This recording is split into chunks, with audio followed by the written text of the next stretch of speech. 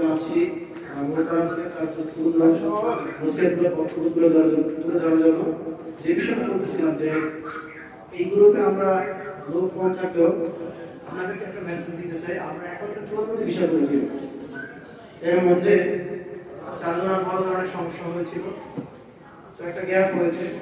আর আমরা ইতিপূর্বে জেনেছি, আমরা সবাই অবগত ছিলাম আমাদের দেশে একটা রাজনৈতিক অস্থিরতা বিরাজমান ছিল। তো আল্লাহ বলেছেন বান্দার সফলতা যেখানে শেষ আল্লাহর কৌশল সেখানে শুরু। এবং আল্লাহ বলেছেন জোহারুল ফাসাদু ফিল আরদি ওয়াল বাহরি বিমা কাসাবাত আইদিন নাস, আমি ওই জাতির ভাগ্য পরিবর্তন করি না যে জাতি নিজের ভাগ্য পরিবর্তনে নিজে সচেষ্ট না হয়। লাইসা লিল ইনসানি ইল্লা মা সাআ, মানুষ তাই পায় যা সে চেষ্টা করে। কামা তাজিদুল সুদান, যেমন কর্ম তেমন ফল। আপনারা যখন নিয়ত করেছিলেন, এই আমার সামনে যারা আছেন বিশেষ করে আবুল কাশেম আঙ্কেল, এরপরে আব্দুল কালেম আঙ্কেল, মাওলানা হাবিবুর রহমান আঙ্কেল, এরপরে হচ্ছে এই যে কাজী আবুল আঙ্কেল, আমার শ্রদ্ধ ওস্তাদ, এদেরকে আমি নিজে বলেছি যে ওরা করছেন কিনা।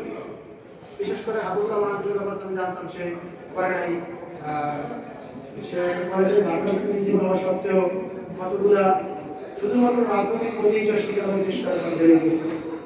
তো এরপরেও পাসপোর্টে জড়িততা থাকে, তারপরে আল্লাহ কবুল করছে বিদায় ঝামেলার মধ্যে পাসপোর্ট করা গেছে। এবং এই যে আমরা একত্রে আসলাম, দেখেন আমি বারবার বলেছি আপনাদের এখান থেকে প্রফিটের চিন্তা করি, আমি আগে একটা প্রফিট চিন্তা করেছি। আমি আমার ট্রাভেলসের সফলতা আমি যতটুকু পেয়েছি, আমি নিজে আসতে পারতেছি, আমার মা বাবাকে নিয়ে আসতে আপনাদের তাদেরকে নিয়ে আমি খাবার খেলা ধরতে পেরেছি, বুলতানি ধরতে পেরেছি, হাজার আসলে তাদেরকে একত্রে গেছি আমার মা বাবা। তারপরে আমার দ্বিতীয় সফলতা আমার ওস্তাদদেরকে নিয়ে আসতে। এই জায়গা থেকে এই সফলতার কথা চিন্তা করে মূলত এবারে গ্রুপটা সাজানোর চেষ্টা করেছিলাম। তো কতটুকু সফল হয়েছে জানি না, আমি আমার মন থেকে স্যাটিসফাইড যে আপনাদেরকে নিয়ে আসতে পেরেছি।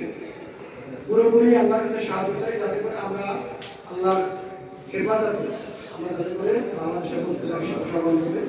এই পর্যায়ে আমাদের মাঝে বক্তব্য দেওয়ার জন্য ট্রাভেলসের পক্ষ থেকে সবাই অনুরোধ জানাচ্ছি আমাদের এই সফরের সফর সঙ্গী এবং বরিশাল সিটি কলেজের সব ভারপ্রাপ্ত অধ্যক্ষ জনাব হযরত মাওলানা অধ্যাপক হাবিবুর রহমান মোহতারামকে আমাদের মাঝে সংক্ষিপ্ত আকারে আলোচনা রাখার জন্য সবাই অনুরোধ জানাচ্ছি।